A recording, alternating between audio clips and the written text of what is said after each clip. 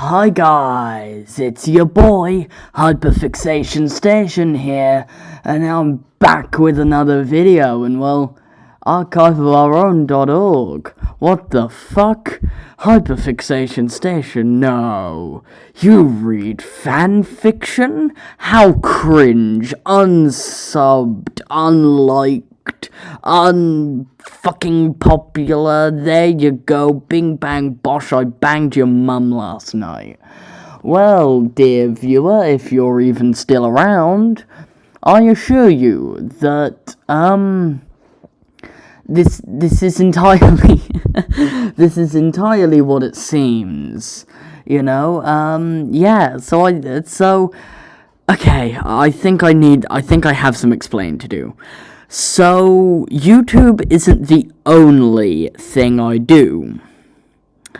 I also have been running a fanfiction thing for a long time, and my whole concept behind it was because this was when ChatGPT was first new.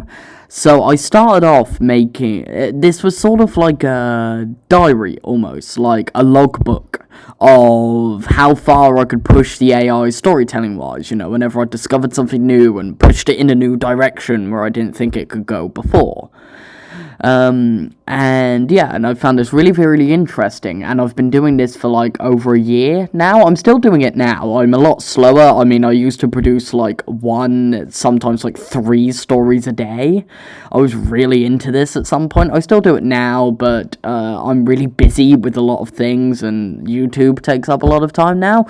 But this so far is my biggest motherfucking project to date. If I just scroll up here, 67,433 words. And somehow this has more views than my average video. What the fuck, guys? Anyway, yeah, so basically I have a lot of characters, and I'll sort of explain and add little tidbits as I go. But this, if you haven't guessed already, is an audiobook. So, get nice and cozy like I am. I'm actually cuddled in a blanket with my coffee right next to me. You know, so I just want you all to relax.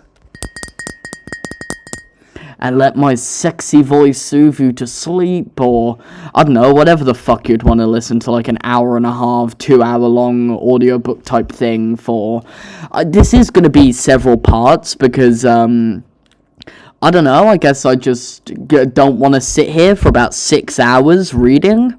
It's a long fucking story, and I know that I'm gonna ramble, alright? So this is just a chill video. If you're here to watch me scream and shit, this definitely isn't the video for you. This is gonna be filled with funny accents, a lot of embarrassment, because this is a part of myself that, okay, well, I wouldn't exactly say I'm ashamed of it, because, well, if you don't know, I'm actually an amateur writer with, like, 3 unreleased novels. Why are they unreleased? Because I got about halfway through editing them before my old laptop just sort of self-destructed, and I haven't transferred the files over to a new computer yet. Once I do that, I assure you that I will probably be a professional writer. But for now, I remain as an amateur / semi-professional writer. I've had a lot of experience. I've written a novel about my old Dungeons & Dragons sessions, as if this couldn't get any more fucking geeky. And, yeah. And I also wrote some dinosaur books, because I've been obsessed with dinosaurs since, like, age 5. Legit, I used to watch Walking with Dinosaurs, like, on repeat. I used to fucking love those big reptiles killing each other. And then there was that one scene where 2 T-Rexes humped each other. That was also quite cool. Anyway, God, this is, I fucking knew this would happen. So I'm sort of laying down, sort of balled up, nice and cozy with a coffee next to me. I would have a campfire next to me, but I'd probably burn the house down and get called an arsonist. So we're not going to be doing that today. Instead, all I have to do is read. I'm going to reposition a bit, though, because this is really uncomfortable. There we go, that's better. Alright, and if you're wondering what I'm listening to in the background, it's some paleontologist moan about young Earth creationism. So, are you ready? Good, because, this is kind of the first novel I ever released. In a way, there's a lot of original characters in here, and as well as a lot of reinterpretations of new characters. I'm gonna start rambling again, so I'm just gonna stop. And we're just gonna begin. Ready? The sun hangs low in the sky, casting a warm golden glow over Potaru Island. A gentle breeze carries the scent of salt and tropical flowers as Emily and her mom step out of the exotic Pokemon taxi onto the sun-kissed pavement. Now, whatever the fucking exotic Pokemon taxi is, I don't know. This was kind of the first time that I actually wrote a story by hand. So I had the AI version of it, and then I basically rewrote the entire thing from scratch because I wasn't happy with it. Not every single sentence was rewritten, which I guess is why stuff like that is carried over. But most sentences are edited to some extent. The vibrant colours of the bustling market, situated just a stone's throw away from the sandy beach, paint a picturesque scene around them. Emily adjusts the strap of her backpack. Oh god, I should probably, I'm running Football Manager in the background. I decided I'd do some simulation. It's fine, don't worry about it. Just gonna double check this is recording. It absolutely is. Alright, anyway, as we were saying, Emily adjusts the strap of her backpack, feeling the familiar weight of her Piplup by her side. The little blue Pokemon waddles happily, its bright eyes curious and excited. Emily can't help but smile. The worries of Pokemon battles and school fading away in the tranquil atmosphere of the island. So, some context here. Emily comes from the first series I ever did, named Pokemon School, which was basically my attempt at doing a sort of... It was a sort of like, imagine Big Bang Theory, but it's Pokemon, and it's set in a high school sort of thing. I guess more, maybe not Drake and Josh, I guess more iCarly, I guess? Yeah, that's where Emily comes from, and, So, I don't think there's any more context for Emily, since, I don't know. I'll say things as they come up, I guess. Mom, this place is amazing! Emily exclaims, her eyes wide with wonder as she takes in the sights around her. The market is alive with activity, vendors hawking colourful fruits, rare berries and exotic trinkets. Pokemon of various shapes and sizes roam freely, adding to the lively atmosphere. And by the way, this is called A Day for Heroes, and the reason why it's called that is because it was like this big crossover story I did for the 1 year anniversary of the whole thing. This gets crazier as we go on. Oh, repositioning again. Oh, how hard is my coffee? Not hard enough to drink yet. As they amble through the market, Emily can't help but be captivated by the unique Pokemon native to Potaru Island. Vibrant Alolan forms of familiar Pokemon frolic in the sun, their exotic appearances catching the eye of tourists and locals alike. It's a far cry from the familiar places of Snivy, Tepig, and Oshawott she's used to seeing at school in Striaton City. Yes, Emily, by the way, comes from Unova. That's where Pokemon School is set. Actually, that's not true. Something that isn't brought up in this story, I think, is that Emily in her own stories actually comes from Kanto. Her family moved to Unova after her father left for mysterious reasons while she was just a toddler, leaving her mother on her own. Now that bit is, I guess, half important as context once we get to a place. The ocean breeze carries with it the distant sound of waves crashing against the shore. Emily's mind drifts to her friends back at the Pokemon School, Mark, Ilara, and Max. She can almost hear their voices, the camaraderie they share in the halls and classrooms. A pang of longing hits her, and she wonders what they're up to at this very moment. "Emily, are you alright?" her mom asks, noticing the wistful expression on her daughter's face. "Yeah, Mom, just thinking about school and stuff," Emily replies, forcing a smile. She doesn't want to burden her mom with her insecurities and the weight of her self-doubt. Yeah, so if you haven't guessed, Emily is a very insecure character. Funnily enough, actually, the crossover was never supposed to be as big as it got. Originally, it was supposed to be a 10-character crossover, but, as I went on, I ended up adding, I think by my count, there's something like nearly 50 characters in this. Yeah, and bearing in mind, they are not like interconnected franchises. Like, some of them cover the same franchises, but I'll explain like what stories they come from as we go. Yeah, I'm probably handling this really badly. This is my first attempt at it. Please be nice to me. Okay, I gotta focus. I've gotta focus. My attention span is so fucking shit. They continue their stroll, the market giving way to a sandy path that leads to their holiday home by the beach. The air is filled with the sweet fragrance of tropical blooms, and the distant murmur of the ocean becomes a soothing melody. The distant murmur of the ocean.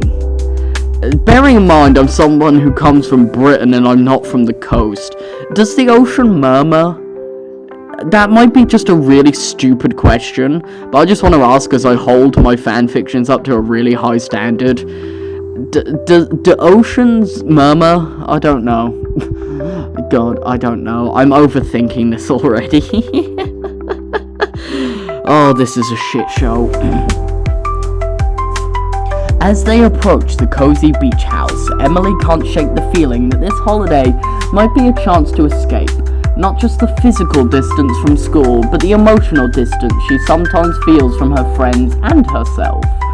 The island holds the promise of adventure, relaxation, and maybe, just maybe, a chance to confront the insecurities that lurk beneath her confident exterior. Oh god, that is cringy as fuck. I would not leave that in there in a second rewrite. I think it was because originally I wanted to be very, very conservative with the rewrite, and I only wanted to sort of rewrite what was necessary. But as I went on, it developed into like a full-on rewrite instead of just editing. The sandy path beneath their feet gives way to a wooden deck that leads up to the beach house. The structure stands against the backdrop of swaying palm trees, its white exterior glistening in the late afternoon sun. The sound of waves grow louder, a rhythmic lullaby that seems to welcome them. Funnily enough, in my mind, I actually always imagined the cabin as wooden. And I think that's because my only mental image of a cabin is like in the middle of Canada, a lumberjack living in there, you know, all like wooden logs and shit. Yeah, that's the fly, by the way. As Emily and her mom, I am trying my best with the Americanisms, by the way, approach the house, a sudden clatter draws their attention. Hanging out his laundry on the porch, a shirt wrapped around his waist, is a man with a physique that suggests a life of athleticism. Beads of sweat glisten on his forehead as he turns to face them, and his expression carries an air of nonchalant confidence. "Hello there," he says, his voice smooth and deep. "I'm Ronaldo." Sorry. I can't keep a fucking straight face. Okay. Okay.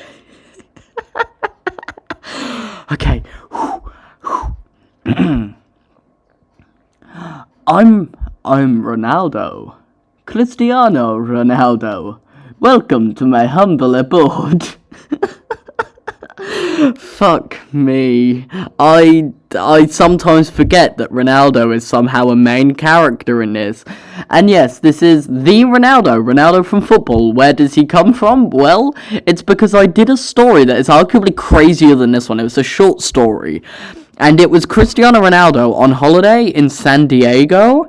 And, like Jurassic Park The Lost World and the T-Rex is, like, at San Diego. Well, the story is basically that the T-Rex, like, arrives at his house. And then, him and Gordon Ramsay have to fight it off with the power of cooking and football. Yeah. It's a crazy story. I still to this day don't know why Ronaldo is here other than the sex appeal. Oh god, I remember that Ronaldo was actually a very, like, of the moment addition. I can't remember who originally was supposed to take his spot. In fact, originally, actually, there wasn't even supposed to be a holiday home. A character that you'll meet very soon, I think, was originally supposed to be homeless, I think. Yeah, and, because there was a lot of drafts of this story in my mind, by the way. There was a lot of very, very early drafts of this story, like, when I was sort of making it up as I went along. So it's just sort of tidbits that I'll share as we go. Emily and her mom exchange surprised glances. The holiday home is more than they expected. Spacious, well-furnished, and with a breathtaking view of the ocean. Ronaldo? Like the footballer? Emily blurts out, her curiosity getting the better of her. The man grins, his confidence undiminished. The one and only. I like to keep things low-key when I'm not on the field, you know? Thought I'd rent this place out, let it breathe a bit. Emily's mom, Lily Thorne, offers a friendly smile. We're the Thorns, Emily and Lily Thorne. Thank you for renting out your lovely home to us. I'm not good with American accents, by the way. I'm trying my best, okay? Ronaldo's gaze shifts to Lisa.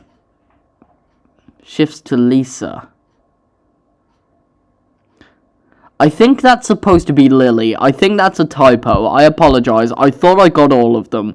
I was incredibly sleep deprived whilst I was writing this and rewriting this, okay? It's understandable that maybe one of them got through.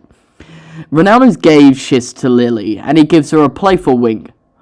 Well, Lily, it's my pleasure. I figured the place could use some life. Speaking of life, who's this little guy? He gestures to Emily's Piplup, who's been eyeing the football icon with curiosity. Oh, this is my Piplup, Emily says, a hint of pride in her voice. Ronaldo crouches down, eye level with the Pokemon. Impressive. You've got a good eye for partners, Emily. Piplup's a real gem. The compliment, however egotistical, causes Emily to blush, while Lily chuckles at the exchange. Ronaldo stands up, a mischievous glint in his eye. Come on, let me show you around. It's not every day I get to play host. I hope my accent isn't the worst. Okay. As they explore the spacious rooms and well-appointed living areas, Ronaldo maintains an air of effortless charm. Emily can't shake the feeling that beneath the bravado, there's a genuine warmth to him. So, Lily, Ronaldo says with a sly smile, I must say you're looking stunning today. What's the secret? Lily blushes, caught off guard by the unexpected compliment. Oh, well, thank you. It's just the sea breeze, I suppose. Ronaldo chuckles, his ego seemingly insatiable. Must be. But I'd like to think it's the company. Yes, I do think I write Ronaldo very well in this story. I don't know, give me a rating in the comments. How realistic is this depiction? And no, Messi doesn't exist in this story. All you Messi fans, get out. Ronaldo's my real hombre.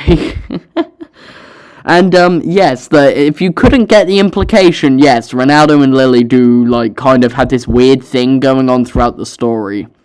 Like I said, the context of...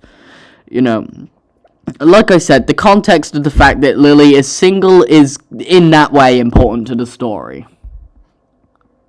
As Ronaldo leads them to the outdoor terrace, Emily can't decide whether she finds him charming or just a touch too self-assured. She glances at her mom, who seems to be enjoying the banter.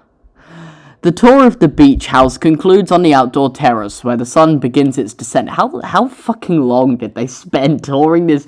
Like, bearing in mind, it's supposed to be like a small 2-bedroom cabin. How fucking long did they spend? I'm guessing they arrived, like, in the middle of the day. That's what I'm guessing. And I'm guessing it must have been, like, really close to noon. Okay, I guess I'll let it pass. Painting this, I'll just start from the beginning. The tour of the beach house concludes on the outdoor terrace, where the sun begins its descent, painting the sky in hues of orange and pink. Ronaldo, true to his theatrical nature, announces his departure with a flourish. Well, ladies, duty calls elsewhere on Paradise Island. I'll leave you in the, capable hands of Jack here. He gives Lisa, that's another slip. He gives Lily a parting wink, prompting another blush from her. Okay, so there's a reason why the name thing exists. So, for this story, so in the original Pokemon School stories, Emily's, so in the original stories, Emily's mum was called Lisa. However, in Pokemon School 4, the current newest edition that isn't quite complete yet, because I'm doing it chapter by chapter, it was sort of like a soft reboot, and because I forgot Lily's name, or should I say Lisa's name, I ended up renaming her to Lily. Obviously, Pokemon School 4 ended up taking a very heavy influence on this story, so I ended up changing it in post to match up with the new story to Lily instead of Lisa. However, it seems if some Lisas got through the cracks. Yes, that's why. As Ronaldo strides away, Jack Henderson, a young boy with sun-kissed hair and a perpetual grin, steps forward. His thick Californian accent carries an easygoing charm as he extends a hand to Emily. Hey there, I'm Jack. Okay, I'm not good at a Californian accent. In fact, I don't even know what a Californian accent even sounds like. I've never even fucking spoke to an American before in my life. Okay, well that's not true. I guess I spoke to Jakuti, but like in like real life, as in like touching grass, real life, I've never actually spoke to an American, so I do not have any idea what a Californian accent sounds like. So I'm just gonna like sort of do, I guess, just a confident thing. I don't know. Hey there, I'm No, that's way too manly. Like he's supposed to be like a fucking teenager. Hey there, I'm Jack Henderson, from San Diego. When I heard those drama, huh? Don't mind it, he's always like that. Am I getting that good? I don't know. Emily shakes his hand, a smile tugging at her lips. Emily Thorne from, Stratton City. Drama seems to, follow him around, doesn't it? Jack laughs, a carefree sound that echoes the laid-back atmosphere of the island. You got that right.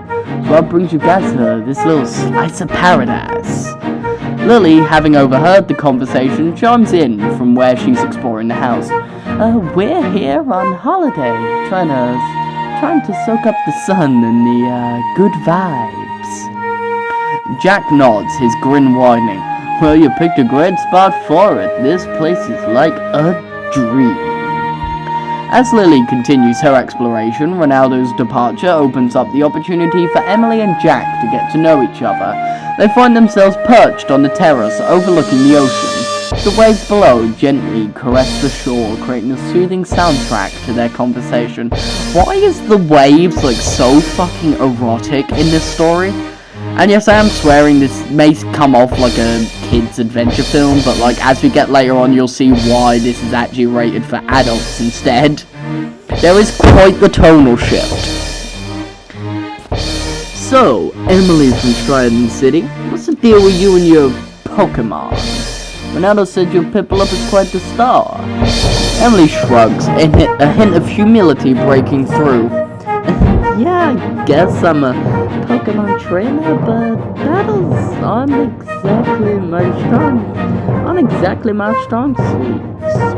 Splash here is more of a companion than a powerhouse. So Splash actually is so Splash in this story, in the context of this story, is the nickname for Emily's Piplup. but isn't actually the nickname. But in Pokemon School as the series, Piplup doesn't actually have a nickname. This was a change made for this story. One of very few, actually, I think. Oh god, this is like... Oh god, I'm trying to like lay down, but I cannot find myself like a comfortable position to lay down. I'll try something else. Like... I really need a pillow. That's what I need. I would love a pillow. Maybe I can find one. Hang on.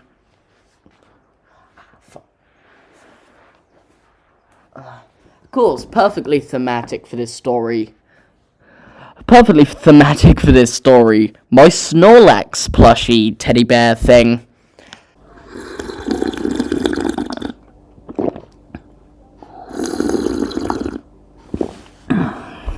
Lovely. Now I feel energized again to just get going. So, Emily from Stratton City. What's the deal with you and your Pokemon? Ronaldo said your Piplup is quite the star. Emily shrugs, a hint of humility breaking through. Yeah, I guess I'm a Pokemon trainer, but battles aren't exactly my strong suit. Splash here is more of a companion than a powerhouse. Jack smirks, a playful glint in his eyes. Companion, huh? I'm more of a dinosaur guy myself. Dinosaurs? Emily furrows her brow, genuinely intrigued. I've never heard of those. What are they? Jack raises an eyebrow, mock offense written on his face. You never heard of dinosaurs? Unbelievable. We need to fix this pronto. Emily laughs, realizing she's fallen for his teasing. Okay. Spill the beans. What a dinosaur.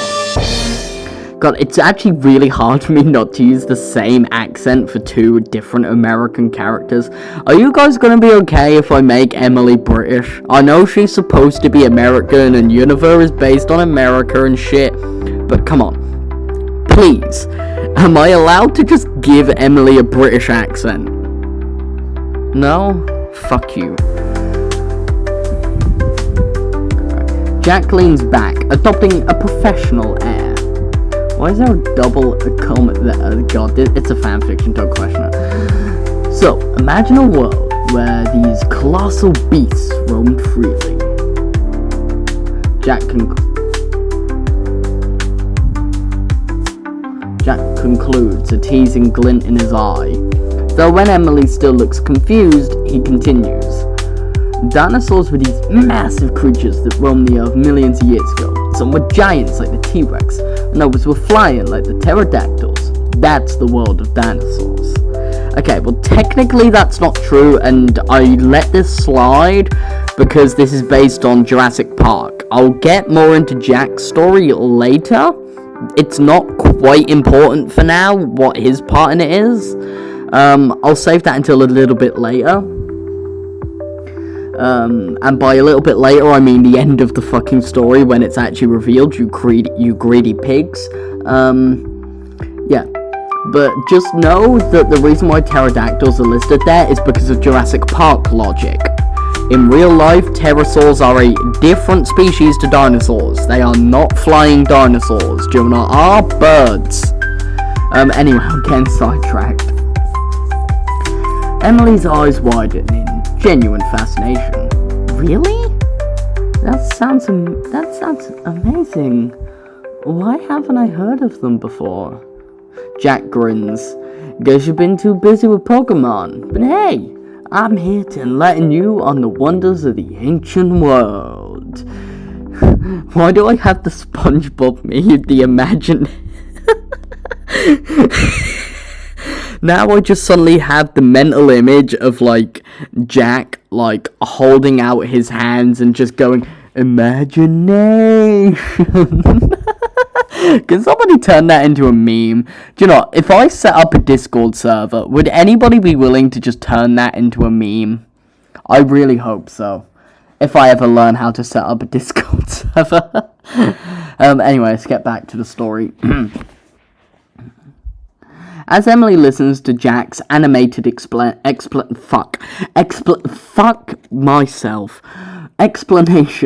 I have a stutter sometimes, okay, and I can't help it. She can't help but appreciate the easy rapport they share. God, I use some fancy-ass language in his story. Huh. Jack points to the nearby beach as the calming screeches of the local wind gull can be heard and the sea gently ebbs and flows. Hey, Em. I can call you that, right? Em? Emily nods. Yeah, of course. What most people call me, actually. Ah, good. Jack confirms with a clearing of his throat before continuing.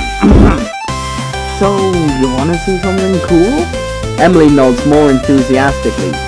Yeah, I'm always up for new things. I keep doing the same accent with both of them.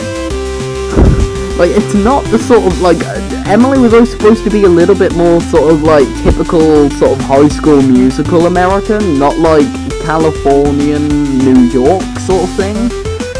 I don't think those two are anywhere close to each other, are they? They're not, are they? No. New York is in, like, Central America and California is, like, West America? Or should I say East, I guess? No. Because the East Coast would be New England, right? Am I being an idiot right now?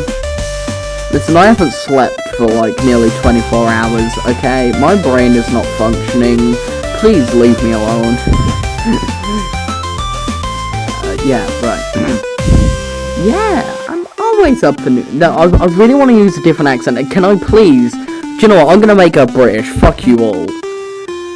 Yeah, I'm always up for new... I keep doing... Fuck's sake. I'm really overthinking these accents, aren't I? Yeah, I'm always up for new things. That's about as best I'm gonna get, I think. Jack holds in a sigh. Emily's unsettling levels of energy and enthusiasm for anything beginning to annoy him. Right this way. Jack begins walking away from the cabin, Emily hesitating for a short moment, considering whether she should leave. Jack's enthusiasm for dinosaurs is contagious, and with an animated grin, he guides Emily down the sandy path to a secluded spot on the beach. The fading sunlight casts long shadows on the shore, and the rhythmic sound of the ocean provides a calming backdrop. Here we are, Jack announces, gesturing to a stretch of sand near some jagged rocks. This is my personal fossil hotspot. I've found some pretty cool stuff around here. Emily looks around, taking in the peaceful surrounding. Fossils? What are those again? Jack throws his head back and laughs. Oh, Emily, you're killing me! Fossils are like ancient Pokemon remains, but not really. They're the preserved remains of plants or animals from a long time ago, turned into rock. Turned into rock? Emily scrunches her nose in confusion. Jack chuckles, finding her innocence amusing. Yup, it's a whole process. Over time, minerals replace the original material, leaving behind a rock-like version of the once living thing, you know, like a snapshot of the past. Emily tries to wrap her hand around the concept, but it's clear she's still puzzled. Jack, reveling in his role as the educator, decides to have a bit more fun. Think of it this way. Fossils are like Pokemon that got stuck in a time capsule and turned into stone. Emily narrows her eyes at him. That's not helping. Jack laughs, his Californian drawl adding to the charm. Okay, let's just look for some. I'll show you. It's easier than explaining.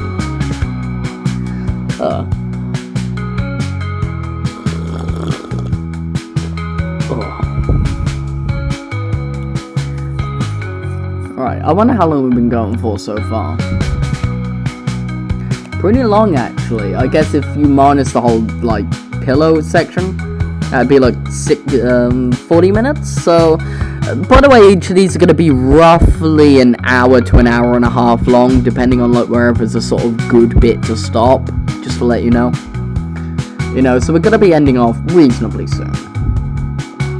As they comb the area, Jack points out various rocks and shells that might have once been something more. The sun dips lower, casting an amber glow over the beach. Piplup happily plays around with a group of Wimpod near a clump of stones, seemingly left behind by a high tide. Suddenly, Jack's eyes light up. Hey, check this out. No, that's some fucking Fallout tier voice acting. What the fuck was that? Hey, check this out. That's better. He bends down and picks up a peculiar looking tooth, cracked and definitely fresher than the others they've found. Strange green ooze clings to its surface. Ew, what's that? Emily wrinkles her nose in disgust. Jack examines the tooth with a mix of fascination and excitement. This is wild! Look at the shape. It's kind of like a T-Rex, but the growth pattern is more like a crocodile. Nature's amazing. Emily, still grossed out, takes a step back. You're holding that thing like it's a treasure. It's just a tooth. Jack grins, undeterred. It's a dinosaur tooth, Em. I bet there's more around here. This place is like a prehistoric treasure trove. As Jack continues to marvel at his find, Emily watches him with a mixture of excitement and mild horror. The sun continues its descent, casting long shadows on the beach. The amber glow of the setting sun bathes the beach in warm hues. As Emily continues to explore the sand, her fingers brush over the trilobite fossils scattered amongst the rocks, and she can't help but marvel at the intricate shapes. Jack, always the enthusiast, joins her in examining the ancient remains. Trilobites were these cool, armored sea creatures that lived millions of years ago, Jack explains, his eyes lighting up with passion. They're like the Pokemon of the Paleozoic era, you know? Emily grins, finding Jack's comparisons amusing. So let me get this straight. Pokemon are basically modern-day trilobites? Jack chuckles. Exactly! Evolution's a wild ride! Okay, so, just as a, I can't resist, I'm a dinosaur nerd. So trilobites, if you don't know, are sort of horseshoe crab-like things that lived from roughly 530 million years ago to about 250 million years ago. They are, I'm pretty sure, the longest living species or group that has ever existed. They lived even longer than the dinosaurs, I think. Yeah, they lived even longer than the dinosaurs. And they're really, really ancient, really, really cool. Definitely go Wikipedia them if you have the chance. I just kind of, I can't resist talking about them a little bit, Anyway, back to the story. I need to stop getting sidetracked. We are never going to get through this thing if I keep getting sidetracked. As they lose themselves in the world of trilobites, Piplup suddenly perks up, its attention drawn to something in the water. Emily follows its gaze, and her eyes widen at the sight of a peculiar creature moving through the waves. What in the world is that? Emily asks, her curiosity piqued. Jack squints at the approaching figure, and his excitement is replaced by mild confusion. I have no idea. Looks like a fish, but not any fish I've ever seen. As the creature draws nearer, Emily feels a mix of fascination and unease. The fish has a sleek, streamlined body, its scales shimmering with an otherworldly iridescence. Long fins trail behind her, and there's something distinctly alien about its appearance. Is this coming this way? No, I should do that high pitch. It's coming this way, Emily notes, her voice tinged with uncertainty. As the creature slowly drags itself up onto the shore, its appearance is slowly revealed, piece by piece. First comes the pale white rectangular head with oversized grey jaws, with small dark green lips lining them, and an almost spectral looking dorsal fin running along the back of the head, and and neck coloured deep dark green with small light blue and light green bubble patterns. Next comes the steel grey, unnaturally bony, unmuscular body, with accentuated hips and gills, seemingly stretching from the middle of its neck down to where the lungs should be. The final sight is the two humanoid legs forming and stretching to transform like a mermaid-like tail, turning the creature bipedal and upright in posture as what seems to be a large grey flap of skin or muscle stretches from its abdomen to the middle of its thighs, seeming to act almost as a skirt flailing in the dim breeze as the creature shakes itself free of water, much akin to a dog. Jack, however, remains unfazed, sitting calmly beside Emily. Easy there, Em, it's just a fish. Well, a really weird-looking one, but just a fish. Emily peeks out of her hiding spot, her embarrassment evidence. I thought it was going to, I don't know, attack us or something. God, that is way too California. I really can't do this accent justice, can I? Jack grins, his teasing tone returning. Afraid of a little fish, Thorn? Who'd have thought? Piplup, seemingly more intrigued than alarmed, approaches the water's edge to get a closer look. The strange fish eyes the strange fish eyes the small Pokemon up and down as if analysing it. Its eyes then fixated on the trio on the beach. So, any ideas on what that thing is? Jack asks, genuine curiosity replacing the earlier humour in his voice. Emily shakes her head, still processing the encounter. No clue. It's like nothing I've ever seen before. To the horror of Emily and Jack, the fish begins to morph. First, its arm skin peels away before the gills close, and the dorsal fin seemingly shrinks back into its neck. Next, the limbs thin out and become human-like, before the skirt-like appendage folds upwards as a more usual dark blue skirt with checkered white patterns form out of her. Finally, the skin on the head slowly tears apart, and a human head with ginger hair and a pair of cat-shaped glasses pushes its way out, revealing a very normal-looking human girl, seemingly adult, with a strange smartwatch on her wrist. The girl stretches gracefully, revealing a confident air, and the blue assortment she wears looks like something out of a futuristic tale.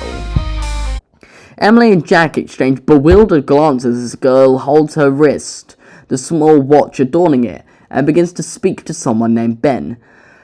Ben? Oh god, I'm trying to think of like a very particular accent. I don't want to reveal the character yet. Oh god. Ben! I did it! I finally did it! She exclaims, her voice tinged with a mix of triumph and exhaustion. A voice crackles through the small watch, presumably Ben. That's great, Ben. I told you. Fuck. I've got hair in my mouth. That's great, Gwen. I told you you'd be able to do it eventually. Seemingly exhausted, the girl sits down on the beach, the sci-fi attire contrasting with the natural surroundings.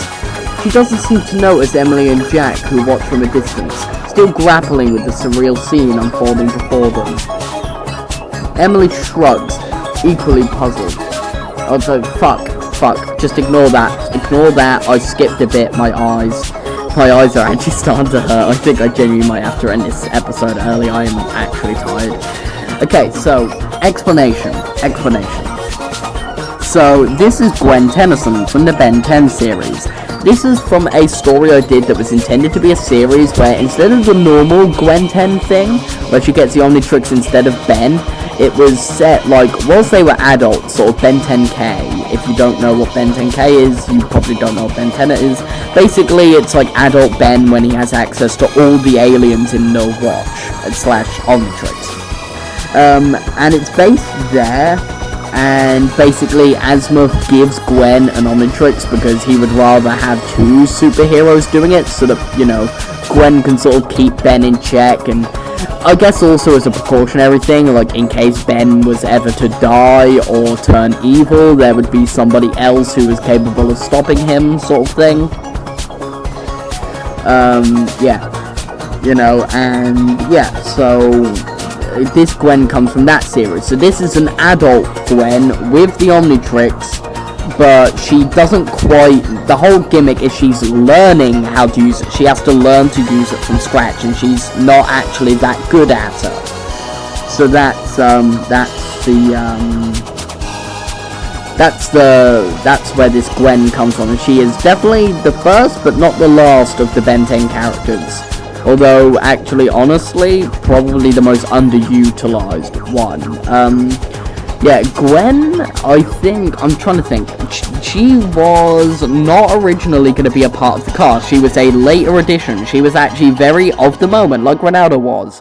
I think I got to this section, and I think I originally wanted 3 Bens. I wanted 3 Bens because I wanted a trio of Bens.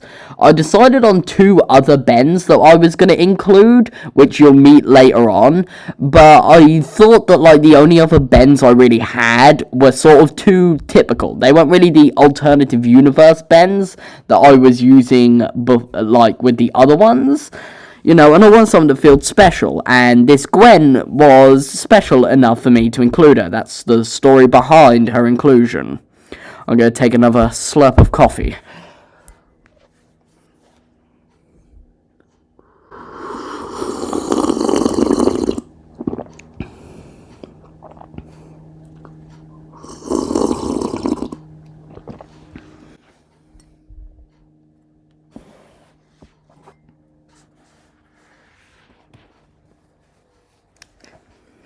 I think I'm gonna go for just a little bit longer, but when I reach sort of a good spot to end, I'm gonna end it. I just feel like I'm getting, I kind of know when I'm getting to that stage.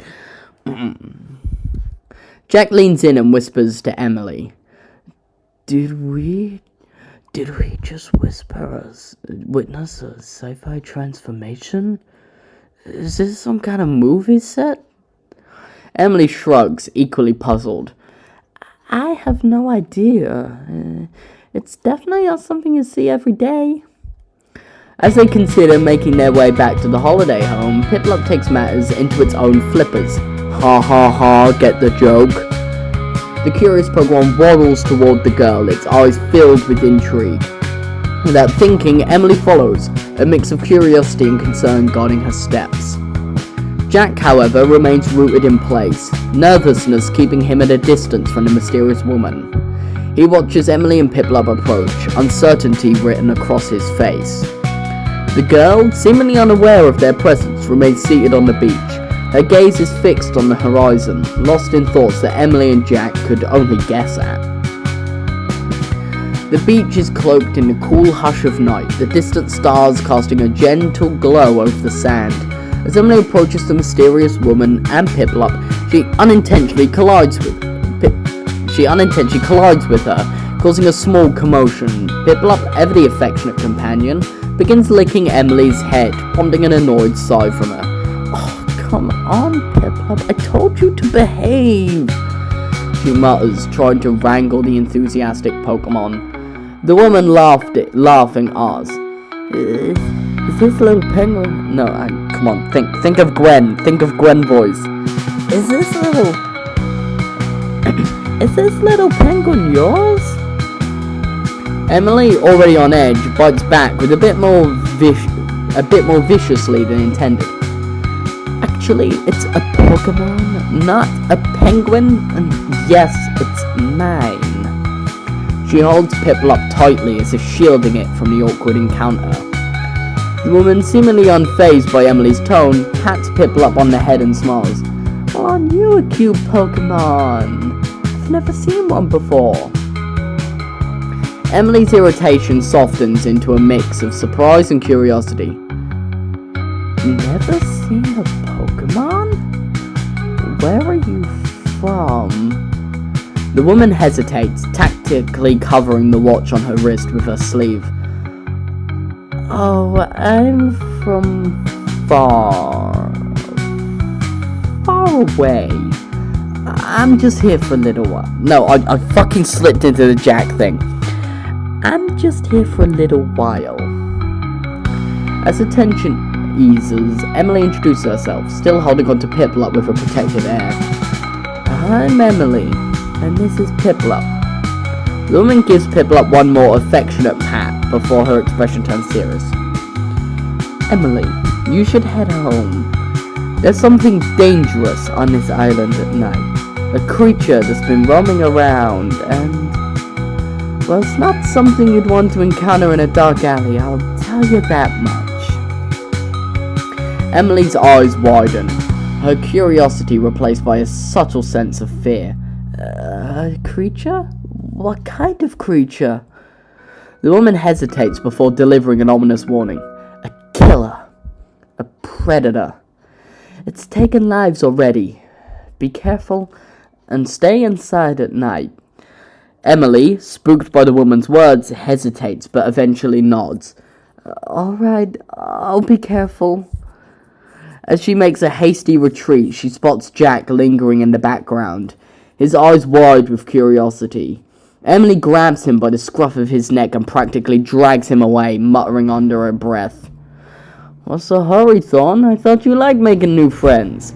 Shut up, Jack. We need to get back to the holiday home. There's some killer creature on the loose at night, apparently. Jack chuckles, unimpressed. Killer creature? Sounds like some wild island legend. You're not scared, are you? Emily hesitates and admits, maybe a little. The woman seems serious. Jack smirks, teasing her as they rush back. Scared of fake monsters, Thorn? Come on! This is probably just some story the islanders tell to scare the tourists. They're famous for their wild legends, you know. Emily bites back viciously again, this time fueled by genuine anger. I bet you want me to die anyway. Don't think I don't see those scowls on your face all the time. You'd rather not have me around at all, wouldn't you? Jack retorts a little surprised. That's... Though he soon returns to his normal demeanor as if hiding something. I wouldn't talk to me like that, Thorn. Otherwise the scary monster isn't the only thing you'll be getting hurt by. As they approach the cabin once more, Emily digs her nails into Jack's neck a bit, eliciting a soft ow from him before stating, if you don't like me, fine. Just don't rub it in my face all the time. I came here to get away from that, and you're one poor idiot if you think I'm gonna let the likes of you ruin my holiday. The holiday home, bathed in the soft glow of imperial lights, welcomes Emily and Jack as they step inside. Emily's panting, a mix of anxiety and exertion fills the air as Jack continues to tease her about buying into island legends.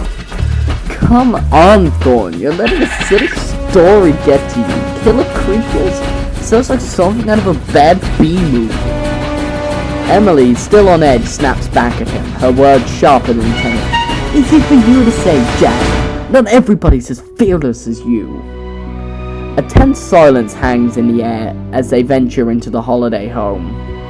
To their surprise, a meal is already prepared, and a Mr. Mime is busying itself with cleaning pots and pans. Lily, sitting at the dining table, is already indulging in the food. Ah, there you two are! Lily greets them warmly. Come join me. The food is delicious, and Mr. Mime has outdone itself. The tension between Emily and Jack lingers, but they both take a seat at the table. Emily, still feeling the weight of her words, joins Lily in the meal. Jack, however, for reasons unknown, feels a pang of anxiety, but tries not to show it. He takes a plate of food and heads up to his room, leaving Emily to eat in relative solitude. The meal is a comforting distraction, and Lily, ever perceptive, notices the subtle change in Emily's demeanor. However, she doesn't press, knowing that Emily will come to her if she wants to talk about her. So, Emily, tell me about your day. What did you do on the island? Lily begins the conversation tentatively. Just looked at dusty old rocks. Emily responds dryly.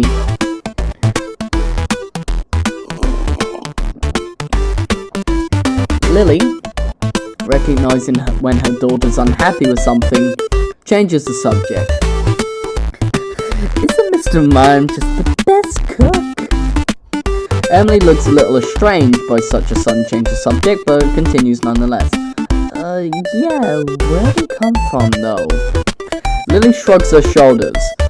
I have no idea. I was just attempting to figure out his TV when, poof, he just appeared and started doing housework.